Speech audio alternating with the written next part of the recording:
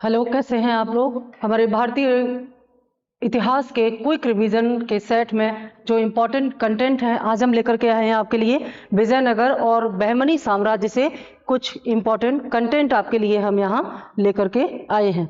और ये जो कंटेंट आपके हैं ये प्रीलिम्स के 2024 को ध्यान में रख करके तैयार किए गए हैं। और प्रीलिम्स 2024 में जितने भी एग्ज़ाम होने हैं इस साल आपके एमसीक्यू टाइप के, या प्रीलिम्स या कोई भी दूसरा एग्ज़ाम जिसमें एमसीक्यू टाइप का जीएस आएगा, उन सब के लिए मोस्ट इम्पॉर्टेंट है ये सारे फैक्ट। और ये ऐसे महत्वपूर्ण तथ्य हैं जो उस चैप्टर से निकाले गए हैं और ये सबसे ज़्यादा पूछे जाते हैं। तो इसलिए क्विक रिवीजन के लिए जिसे आप आराम से वॉक करते हुए चलते फिरते तैयार कर सकते हैं, बार बार इनको याद कर सकते हैं, क्योंकि ये बहुत जल्दी भूलते हैं इसलिए इनको बार बार पढ़ना पड़ता है। पूरा सिलेबस पढ़ने में बहुत समय लगता है, तो बहुत ही कम समय में आप पूरे चैप्टर को रिवाइज अगर करना चाहते हैं, जीएस के पूरे सिलेबस को रिवाइज करना चाहते हैं, तो हमारा ये क्विक रिवीजन का जो पूरा सीरीज हम आपके लिए लेके आ रहे हैं इसको आप बिल्कुल भी मिस नहीं करेंगे। और आप इसको कंटिन्यू इस पर काम करके देखिए, इसको पढ़ के सुन के देखिए, आपको जरूर अपने स्टडी में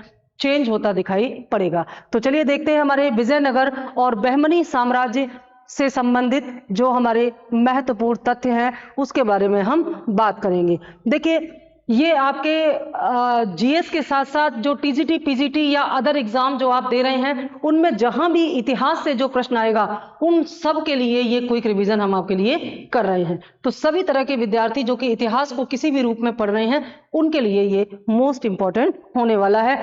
तो चलिए देखते हैं कि विजयनगर और बहमनी साम्राज्य से सबसे महत्वपूर्ण फैक्ट हमारे कौन से हैं।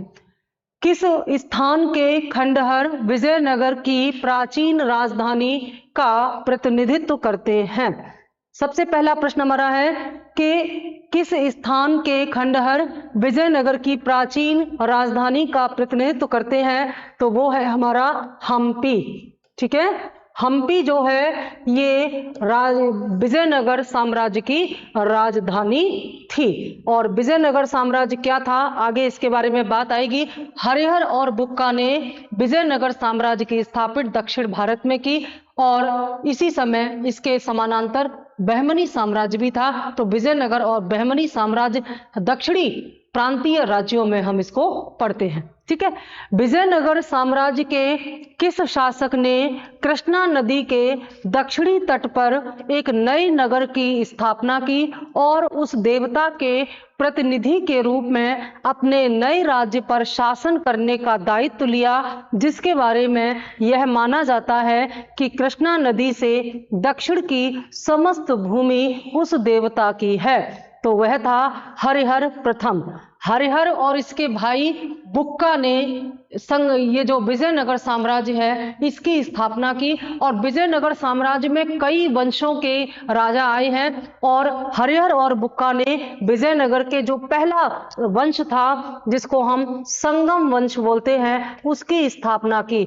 इसका नाम संगम वंश इसलिए पड़ा क्योंकि हरिहर और बुक्का के पिता का नाम संगम था, तो उन्हीं के नाम पर विजयनगर के इस पहले साम्राज्य का नाम संगम वंश रखा गया। यहां पर कंफ्यूज नहीं होंगे, यह संगम वंश वो नहीं है जो कि 300 ईसा पूर्व से 300 ईस्वी तक का दक्षिण भारत में था। वह संगम वंश संगम साहित्य के आधार पर था जिनमें चोल चेर पांड्य थे, और यह संगम नाम हरिहर बुक्का के पिता के नाम पर पड़ा हुआ है जो विजयनगर साम्राज्य का एक वंश या पहला वंश है, ये संगम वंश। इस संगम वंश की स्थापना हरिहर और बुक्का ने की और हरिहर प्रथम ने जो कृष्णा नदी के दक्षिणी तट पर एक नए नगर की स्थापना की और उस अपने आप को देवता का प्रतिनिधि माना। वह देवता कौन है, वह देवता है विरूपाक्ष। ठीक है, विरूपाक्ष देवता का प्रतिनिधि बनकर के हरिहर और बुक्का ने शासन किया था और यह माना कि कृष्णा नदी से दक्षिण तक जितनी भी भूमि है यह विरूपाक्ष देवता की भूमि है। विजयनगर साम्राज्य की स्थापना किस वर्ष हुई थी, तो 1336 ईस्वी में विजयनगर साम्राज्य की स्थापना हुई थी। और अगर हम इसकी तुलना समकालीन उत्तर भारत की राजनीति से करें तो इस समय उत्तर भारत में मोहम्मद बिन तुगलक था। वास्तव में हरिहर और बुक्का जो है ये पहले दक्षिण भारत में एक दूसरे साम्राज्य में थे। जब मोहम्मद बिन तुगलक ने दक्षिण में अपना अभियान चलाया तो हरिहर और बुक्का को अपने साथ दिल्ली ले गया और वहां का पर इनका धर्म परिवर्तन हुआ। लेकिन बाद में जब दक्षिण में विद्रोह हुआ तो उस विद्रोह को दबाने के लिए हरिहर और बुक्का को दक्षिण भारत भेजा गया और यहीं पर अवसर का लाभ उठा करके अपने गुरु विद्यारण्य के नेतृत्व में इनका शुद्धिकरण किया गया हरिहर और बुक्का का, और इन्होंने फिर एक यहाँ पर विजयनगर साम्राज्य की स्थापना की थी। ठीक है, तो यह कार्य कब हुआ है? विजयनगर साम्राज्य की स्थापना 1336 ईस्वी में हुई है।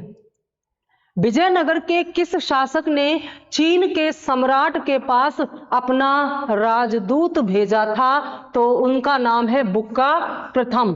बुक्का प्रथम ने चीन के पास या चीनी सम्राट के पास अपना एक राजदूत भेजा था।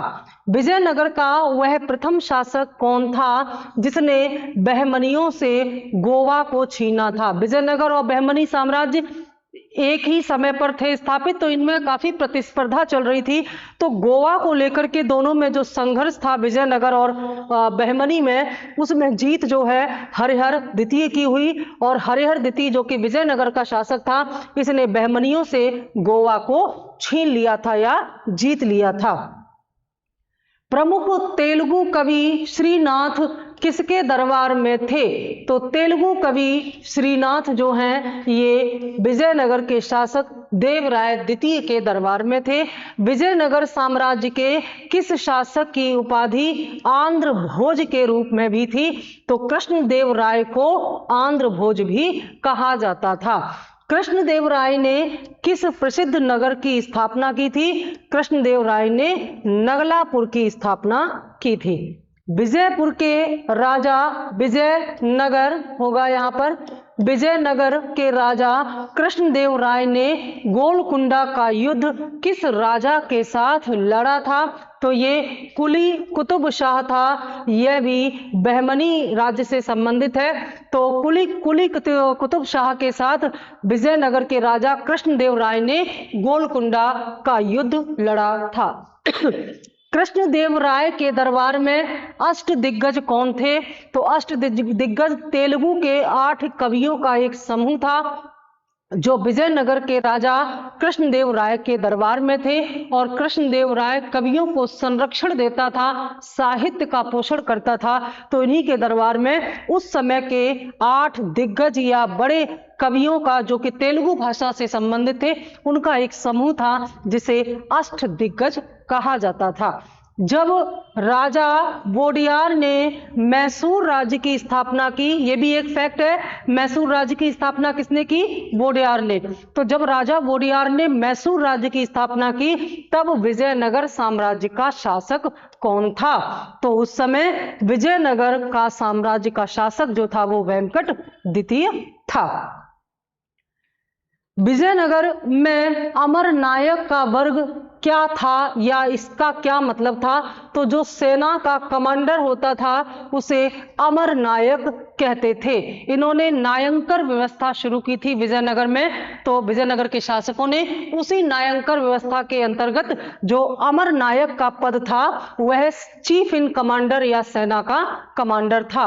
विरूपाक्ष मंदिर कहाँ अवस्थित है? तो विरूपाक्ष मंदिर विजयनगर की राजधानी हम्पी में अवस्थित है। प्रसिद्ध विजय विठ्ठल मंदिर जिसके 56 तक्षित स्तंभ संगीत में स्वर निकालते हैं, यह कहाँ पर है? तो यह भी हम्पी में ही है।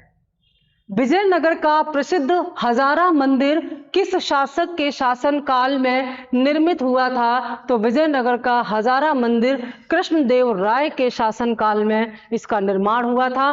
किसके राज्यकाल में कल्याण मंडपम की रचना मंदिर निर्माण का एक विशेष लक्षण था? विजयनगर का जो साम्राज्य था यहाँ पर मंदिरों में कल्याण मंडपम की स्थापना यहाँ की स्थापत्य का, मंदिर स्थापत्य का महत्वपूर्ण अंग बन चुका था। विजयनगर काल में दक्षिण भारत की किस नृत्य परंपरा का पहली बार विकास हुआ था? तो विजयनगर के समय में दक्षिण में यक्षगान की जो एक नई नृत्य परंपरा है उसका विकास पहली बार हुआ था। फारसी यात्री अब्दुल रज्जाक भारत में किस राजा के शासन काल में आया था? देवराय द्वितीय, विजयनगर का राजा देवराय द्वितीय के दरबार में फारसी यात्री अब्दुल रज्जाक भारत आया था। निकोलो कोंटी कौन था? निकोलो कोंटी वह था जिसने विजयनगर की यात्रा की थी। बहमनी राज्य की स्थापना किस सदी में हुई है? तो बहमनी राज्य की स्थापना 14वीं सदी में की गई थी। बहमनी राज्य की स्थापना, रिपीट हो गया है क्वेश्चन, बहमनी राज्य की स्थापना किसने की? तो अलाउद्दीन हसन ने बहमनी राज्य की स्थापना की। यह एक मुस्लिम राज्य था। बहमनी राज्य की प्रथम राजधानी कौन सी थी? गुलबर्गा बहमनी राज्य की प्रथम राजधानी थी। मुस्लिम शासकों हुसैन शाह, जैनुल आबदीन, महमूद द्वितीय तथा इब्राहिम आदिल शाह द्वितीय में से किसको उसकी धर्मनिरपेक्षता में आस्था के कारण उसकी मुस्लिम प्रजा उसे जगत गुरु कहती थी? तो वह था इब्राहिम आदिल शाह। और ये इब्राहिम आदिल शाह जो है बहमनी साम्राज्य से संबंधित था। इसे जगत गुरु कहती है क्योंकि यह बहुत ही उदार था, धर्मनिरपेक्ष था। ठीक है। किताबे नौरस पुस्तक का लेखक कौन था? इब्राहिम आदिल शाह द्वितीय किताबे नौरस का लेखक था। गोलकुंडा को वर्तमान में किस नाम से जाना जाता है? तो गोलकुंडा वर्तमान में हैदराबाद के नाम से जाना जाता है। संसार के विशालतम गुंबदों में से किस एक गोल गुंबद कहाँ स्थित है? तो गोल गुंबद बीजापुर में स्थित है। बीजापुर के आदिल शाही वंश की स्थापना किसने की थी? यूसुफ आदिल शाह ने 1490 ईस्वी में बीजापुर में आदिल शाही वंश की स्थापना की थी। जैसे विजयनगर में कई सारे वंश आए एक के बाद एक, वैसे ही बहमनी साम्राज्य में भी अलग अलग समय पर अलग अलग वंशों ने राज्य किया था। कुतुबशाही राजवंश की स्थापना 1518 ईस्वी में कुली कुतुब शाह के द्वारा कहाँ की गई? तो गोलकुंडा में कुली कुतुब शाह ने कुतुबशाही राजवंश की स्थापना की, जो कि बहमनी साम्राज्य में ही था। किन राजवंशों ने विजयनगर राज्य के अधिराजस्व के अधीन शासन किया था? तो संगम, सालुव एवं अराबिडु ये क्या थे? ये विजयनगर राज्य में शासन करने वाले वंश या राजवंश थे। इसके बारे में मैंने आपको बताया। अहमदनगर के निजामशाही वंश का अंत कैसे हुआ था? तो अहमदनगर को मुगल साम्राज्य में मिलाकर हुसैन शाह को आजीवन कारावास दे दिया गया और इस तरह अहमदनगर का निजामशाही वंश समाप्त हो गया। महाभारत के तेलुगु अनुवादकों के लिए किसको जाना जाता है? तो नन्ने और टिक्कन दो रचनाकार थे जिन्होंने महाभारत का तेलुगु अनुवाद किया था। नन्नन और टिक्कन या नन्ने और टिक्कन। विजयनगर पर संघातिक प्रहार किस युद्ध में किया गया? तो तालीकोट का जो युद्ध था 1565 ईस्वी में, इस युद्ध से विजयनगर साम्राज्य को बहुत ज्यादा हानि हुई। विजयनगर साम्राज्य के राजाओं द्वारा धार्मिक प्रयोजन के लिए उपयोग किए जाने वाले मंच या चबूतरे को क्या कहते थे? इसे महानवमी डिब्बा कहते थे, क्योंकि महानवमी के दिन यहाँ पर मेला लगाया जाता था। निकोलो कोंटी कौन था? निकोलो कोंटी इटली का एक यात्री था जिसने विजयनगर की यात्रा की थी। और तालीकोटा का युद्ध किसके बीच में लड़ा गया? तो यह दक्कन के सल्तनत और विजयनगर साम्राज्य के मध्य लड़ा गया था। जो दक्कन में सल्तनत का जो साम्राज्य था, दिल्ली सल्तनत का जो साम्राज्य था दक्कन में, उनके बीच में और विजयनगर साम्राज्य के बीच में तालीकोटा का युद्ध हुआ। इसमें विजयनगर साम्राज्य का काफी हानि उठानी पड़ी थी। गोलकुंडा को वर्तमान में हैदराबाद के नाम से जाना जाता है और बहमनी राज्य की राजधानी गुलबर्गा का वर्तमान नाम क्या है? गुलबर्गा का वर्तमान नाम गुलबर्गा वर्तमान में कर्नाटक में स्थित है और ये वर्तमान में भी एग्जिस्ट करता है गुलबर्गा। तो ये हमारे विजयनगर और बहमनी साम्राज्य से संबंधित कुछ महत्वपूर्ण तथ्य थे। इसी तरह क्विक रिवीजन के लिए हम पूरे सिलेबस में क्रमशः क्रमबद्ध तरीके से चैप्टर वाइज क्विक रिवीजन के बहुत ही फास्ट और रिवीजन के लिए आपके लिए ये इंपॉर्टेंट फैक्ट ला रहे हैं। इनको एंजॉय कीजिए, ज़्यादा से ज़्यादा अपने दोस्तों में इनको शेयर कीजिए और हमें कमेंट करके ज़रूर बताइए कि ये आपके लिए कितना लाभदायक है और आपने इनके माध्यम से अपने जो सिलेबस है उसको रिवीजन करने में आपको कितनी सुविधा हो रही है। Thank you.